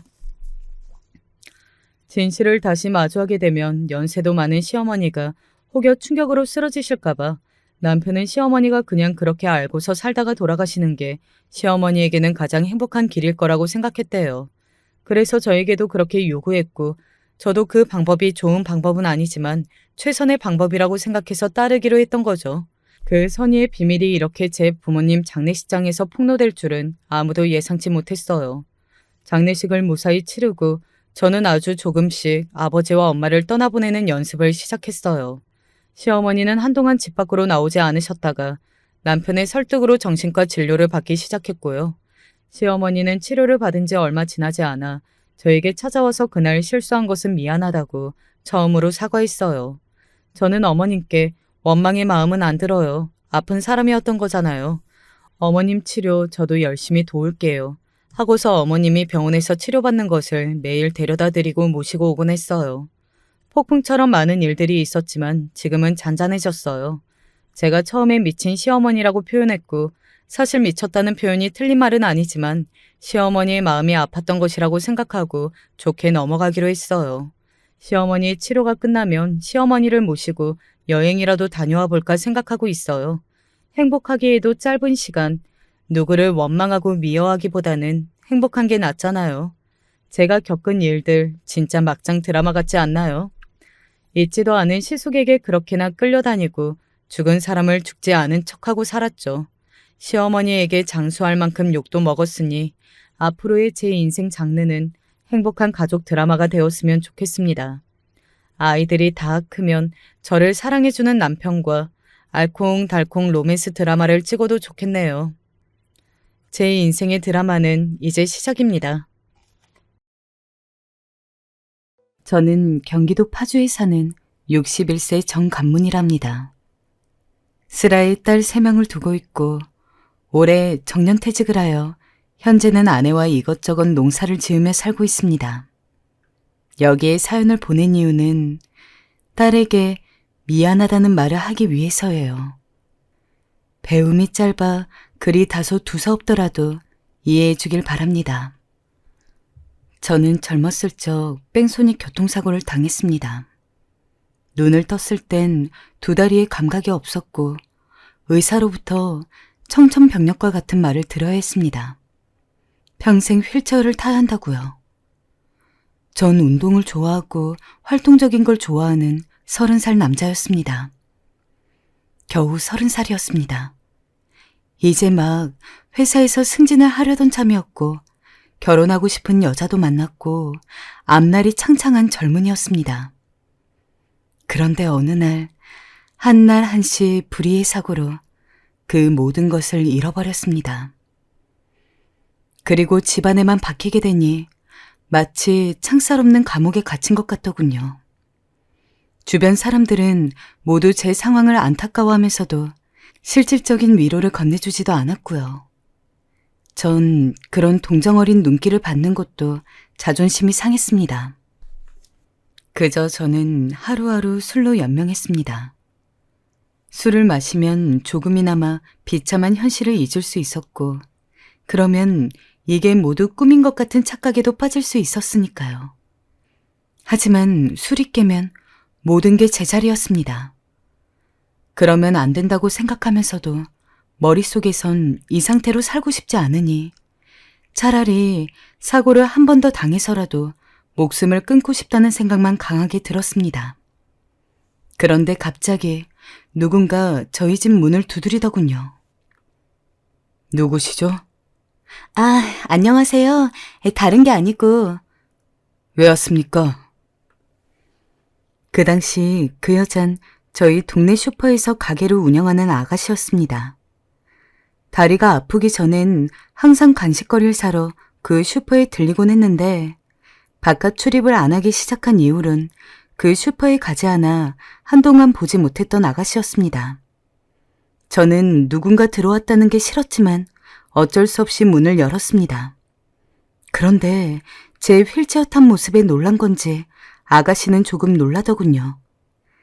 저는 곧바로 세차게 문을 닫으려 했어요. 그때 그 아가씨가 닫으려는 문을 막더니 말했습니다. 필요하신 거 있으면 말씀하세요. 제가 주말마다 올게요. 그 아가씨는 갑자기 그렇게 말하곤 총총 사라졌습니다. 저는 순간 황당했습니다. 왜 주말마다 온다는 거지? 하지만 넘겨버렸습니다. 대수롭지 않은 일이라 여겼거든요. 그런데 황당하게도 정말 그 아가씨가 주말이 되면 저희 집 문을 두드리는 겁니다. 저는 여기까지 온 게 미안하기도 하고 고맙기도 하여 어쩔 수 없이 이것저것 필요한 걸 말했고 그 아가씨는 쌀포대까지 짊어지며 집에 와주곤 했습니다. 처음엔 이 아가씨가 왜 날 위해 이런 일까지 하나 궁금하기도 했고 나를 불쌍하게 생각하나 싶어 기분이 나쁘기도 하였습니다. 하지만 제 여동생은 그런 절 보고 이렇게 말하곤 했습니다. 저 아가씨 오빠한테 마음 있는 거잖아. 쓸데없는 소리 마. 멀쩡한 여자가 나 같은 사람을 왜 좋아하겠어. 마음이 없는데 우리 집 문지방이 닳도록 이렇게 드나든다고? 오빠 눈치 없는 건 알아줘야 한다니까. 동생의 말은 그야말로 헛개비 같은 말이라 생각했지만 그 말이 어느새 사실로 드러나는 일이 생겼습니다. 그 아가씨가 어느 날 꽃을 한가득 사오더니 꽃병이 있냐 묻더군요. 그래서 제가 그런 게 집에 없다 하자 갑자기 유리병이라도 달라 하더군요. 그걸 건네주니 꽃을 꽂아 텔레비전 옆에 놓더군요. 이 꽃 보면서 가끔 제 생각하세요. 네? 저 가볼게요. 아가씨는 그렇게 말하곤 얼굴을 붉히며 후다닥 사라졌습니다. 저도 덩달아 몸이 굳었습니다. 이 아가씨가 왜 나한테 이러지 싶으면서도 저도 모르게 꽃을 보면 그 아가씨가 생각나더군요. 그리고 그 아가씨가 올 주말이 기다려지더군요. 그러던 어느 날 저는 그 아가씨가 보고 싶어 처음으로 휠체어를 끌고 아가씨를 보기 위해 그 슈퍼에 갔습니다. 그 아가씨는 예쁜 헤어밴드를 하고 그날 들어온 자파들을 정리하고 있었습니다. 그때 아가씨가 절 먼저 발견하고 기척을 내었어요. 아가씨와 눈이 마주친 저는 괜스레 민망하고 멋쩍어 뒤통수만 뻑뻑 긁었습니다. 뭐 사러 오셨어요? 아니, 그냥. 제가 우물쭈물하자 아가씨도 할 말을 찾지 못했습니다. 저는 그냥 에라 모르겠다 심정으로 일단 질렀습니다. 오늘 뭐 합니까? 네? 아가씨가 놀라묻자 저는 무뚝뚝한 말로 다급히 내뱉었어요. 밥이나 한 끼예요. 저녁 9시. 요 앞 가로등에서 만나요. 아가씨에게서 무슨 거절이라도 당할까 무서워 전 휠체어를 끌고 빠르게 사라져버렸어요. 저는 그날 저녁 9시가 될 때까지 전전긍긍하며 9시만을 기다렸습니다. 그러지 않은 척하려 했지만 마음은 초조했는지 입안은 바싹바싹 타들어갔고 밥알도 씹히지 않았습니다. 그리고 9시가 되기 30분 전 저는 가로등 앞에 미리 나가 그녀를 기다렸어요. 하지만 9시가 넘어도 그녀는 나타나지 않았습니다. 부담스러웠던 걸까?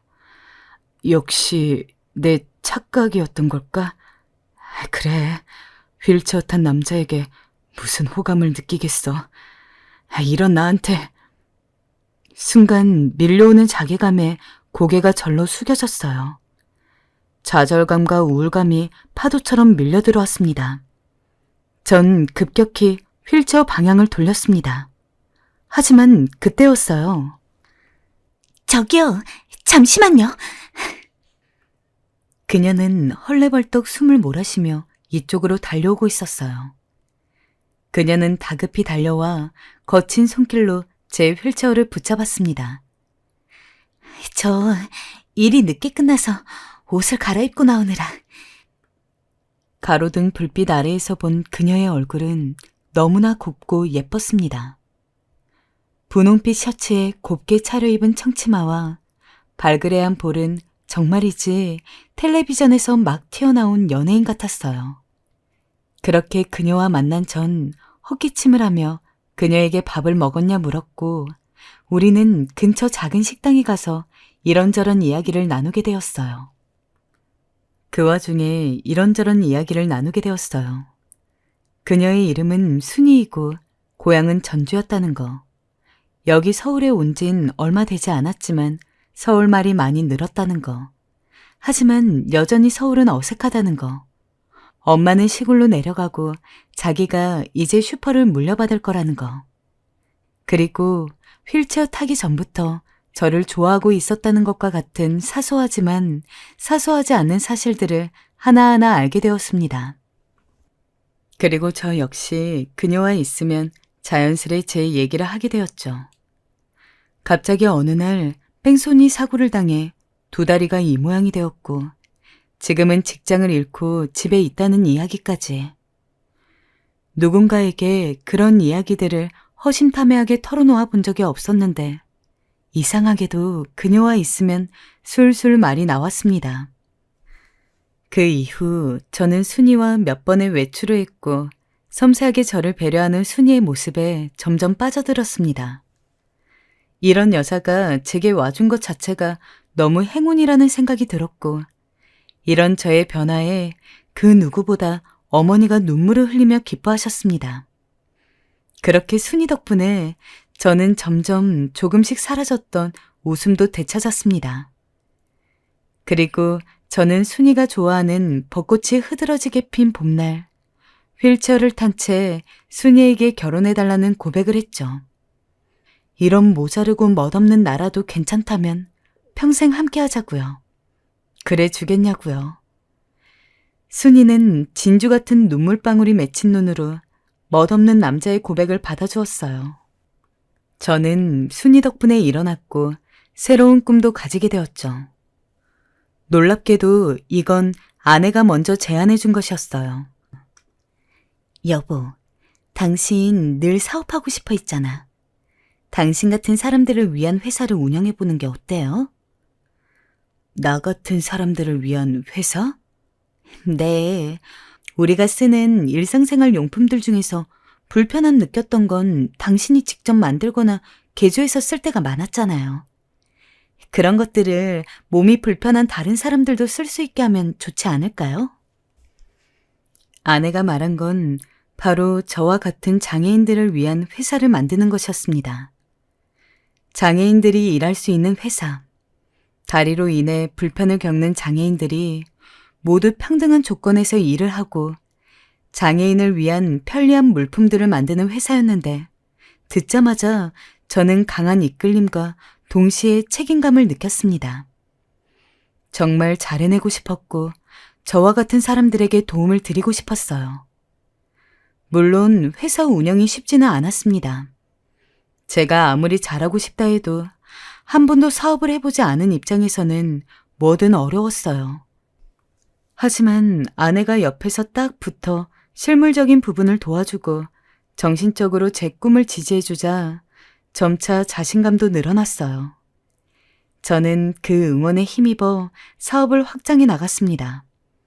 직원들은 누구보다 절 믿어주었고 직원들과 저를 살려준 제 아내에게 보답하려는 마음에서 더욱 밤낮 없이 일했어요. 정말 성실히 일했던 게 보답을 받았던 걸까요? 다행히 사업은 순탄히 잘 풀려가기 시작했어요. 그 사이 우리는 토끼 같은 두 딸도 낳았습니다. 딸들을 먹여 살려야 하고 가장이 되었다는 생각에 저는 더 열심히 일했죠. 제 딸들은 아내를 닮아 둘 다 참 착했습니다. 특히 둘째 딸, 윤영이는 순이를 많이 닮았습니다. 무엇 하나라도 자신이 대신 해주려 했고 작은 부분이라도 아빠를 많이 배려해 주었습니다. 어렸을 때부터 그랬어요. 제가 조금만 아파하면 땀을 뻘뻘 흘리며 그 조그마한 손으로 제 다리를 꼼꼼히 주물러 주었고 아빠, 오늘은 안 아파? 하고 물어봐 주곤 했죠. 회사에서 일에 지쳐 들어오면 꼭 아빠를 위해 안마도 해주고 머리도 씻겨주며 순이가 하던 일을 대신 해주곤 했습니다. 사춘기여서 아빠를 싫어하고 부끄러울 법도 한데 딸은 그러지 않았습니다. 장애인을 위한 회사를 만들고 운영하는 아빠를 그 누구보다 자랑스럽게 생각했어요.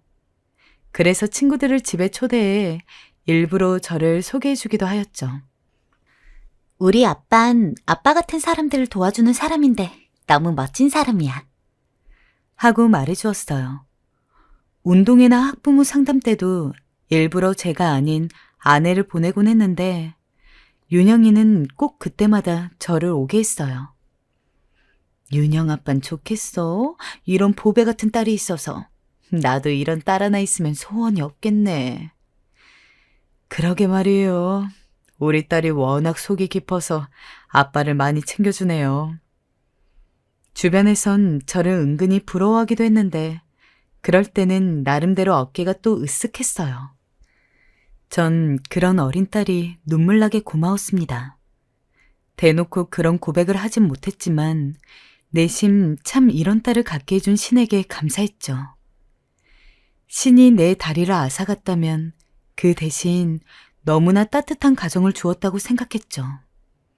윤영이는 딸이지만 정말 저보다 더 어른스러운 아이였어요. 자꾸 딸 자랑을 하게 되어 민망하고 쑥스럽지만 정말 제겐 천사 같은 딸 그 이상이었어요. 그리고 이렇게 생의 절벽까지 떨어져 죽음을 선택하려 했던 제게 다가온 이 가정은 축복 그 이상이었습니다. 허나 시간이 흐르자 마냥 어릴 줄 알았던 딸아이도 어느 날 아빠에게 소개해주고 싶은 사람이 있다며 한 사람을 데려오더군요.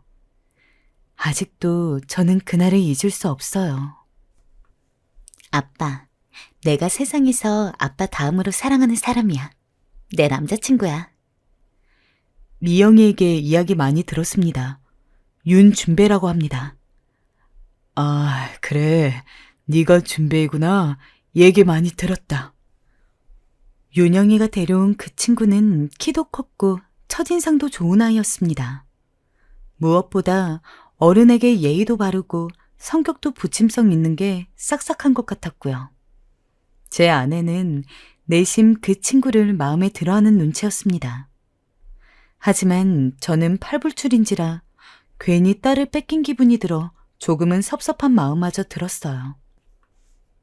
윤영아, 너 정말 그 남자가 좋으냐? 제가 물어보면 윤영이는 마치 어렸을 적 소녀가 된 것처럼 말하곤 했습니다. 아빠, 나 그 사람이 정말 좋아요. 나한텐 정말 아빠 같은 사람이야. 한없이 다정하고 한없이 자상하고 그 사람이랑 있으면 참 편해. 그때 저는 딸아이가 얼마나 진심인지 깨달았고 이왕 만난다면 준배라는 친구가 제 딸을 행복하게 해주었으면 좋겠다 생각했죠.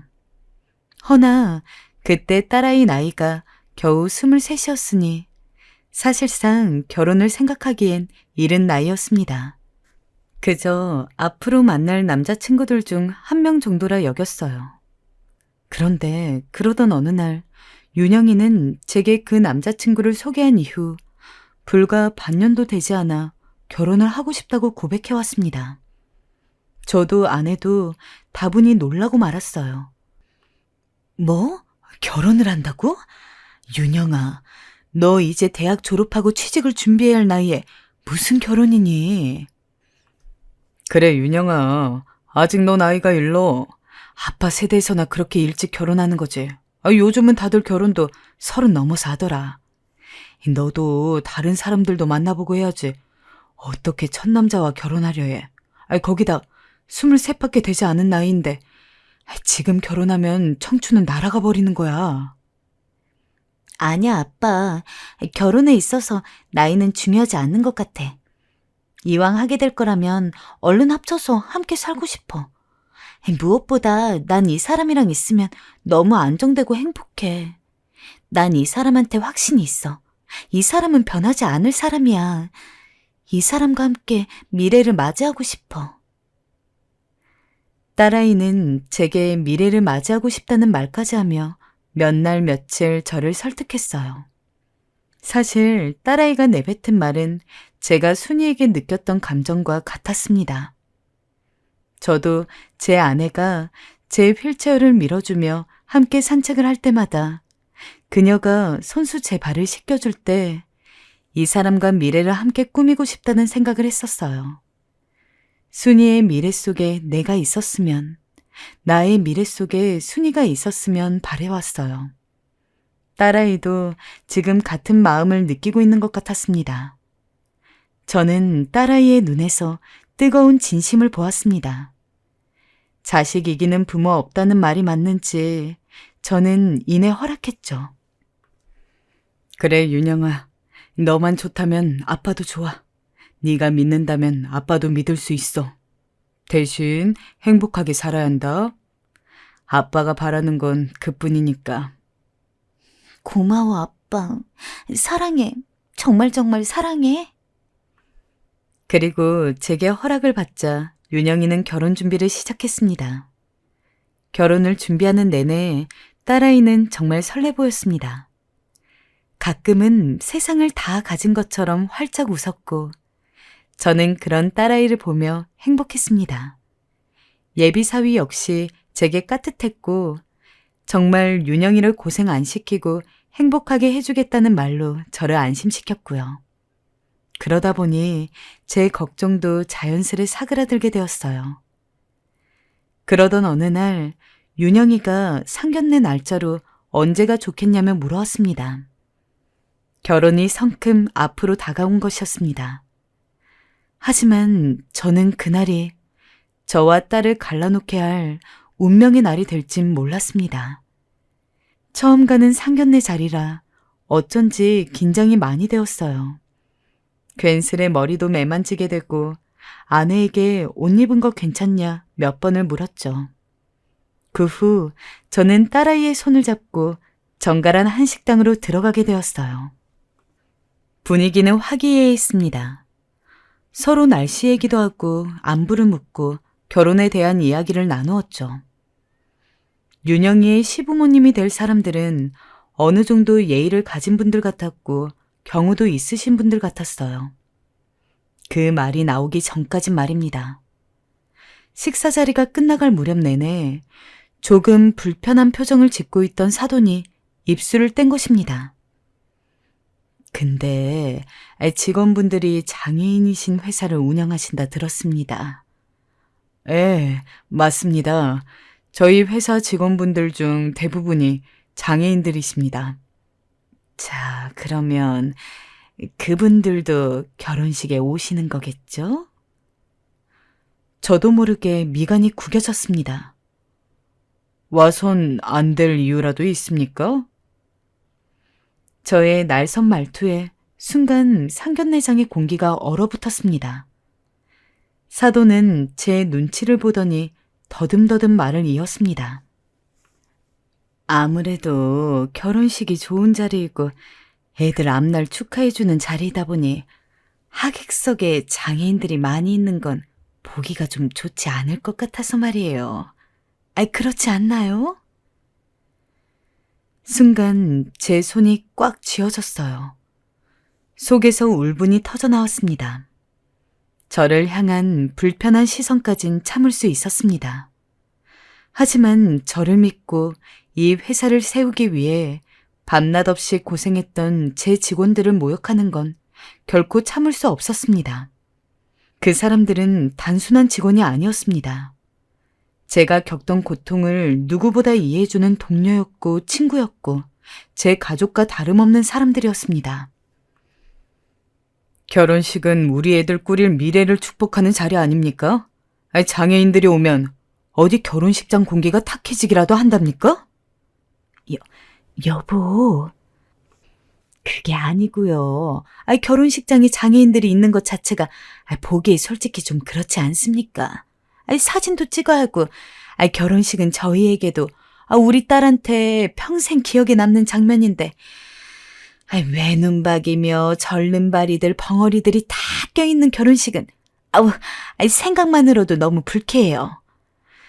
기분 나쁘실 수 있겠지만 직원들은 최소한으로 해서 와주셨으면 좋겠어요. 말씀 가려하시죠. 제 직원들 다들 불의의 사고를 당하거나 선천적으로 어쩔 수 없이 불행한 일을 당한 사람들인 것뿐입니다. 단지 몸이 불편한 것뿐이지 똑같은 사람이에요.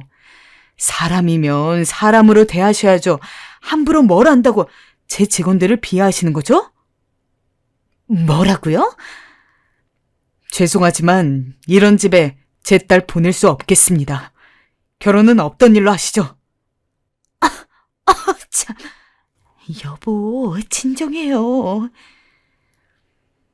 옆에서 아내가 저를 말렸지만 이미 한 번 밖으로 튀어나온 분노는 멈출 수가 없었습니다. 그 사람들이 뱉은 말은 가시처럼 제 가슴 속 상처를 하나하나 후비는 듯 했어요. 장애인을 향한 혐오와 비하, 모욕적인 발언들은 이미 저도 당할 만큼 당해왔지만 이번만큼은 참을 수 없었어요. 그러자 제 말에도 그 사람들은 기가 차다는 듯 웃더니 이어지는 말은 더 가관이었어요. 아니, 이런 무슨 경우 없는 게 다 있어? 이봐요, 절름발이 있는 집안에 시집 보냈으면 그것만으로 고마워할 줄 알아야지. 뭔데 당신은 결혼을 깬다 만다 난리예요? 기가 막혀. 결혼 깨도 내가 깹니다. 저 같은 집안에 시집 보내는 것도 감사하게 여기라는 사돈의 말은 너무도 충격적인 동시에 결혼시켜선 안 된다는 다짐을 더 굳히게 만들어주더군요. 저는 어쩔 줄 몰라 하는 딸아이의 손목을 잡고 나왔고 아내도 덩달아 저를 따라 나왔죠. 그렇게 상견례 자리는 완전히 엉망이 되었습니다. 상견례가 끝나고 집 분위기는 그야말로 초상집이 되었습니다. 딸아이는 며칠을 엉엉 울기만 했고 사위가 될 줄 알았던 딸의 남자친구는 다시 한 번만 생각해달라며 매일 빌고 애걸하며 난리가 났습니다. 아버님, 저희 어머니께서 그날 실언하신 거 제가 대신 사과드립니다. 아직 분이 안 풀리셨겠지만 이제 와서라도 정말 죄송합니다. 윤영이와 저 대학교 때 만나 서로에게 너무나 의지했고 지금도 너무 사랑하고 있습니다.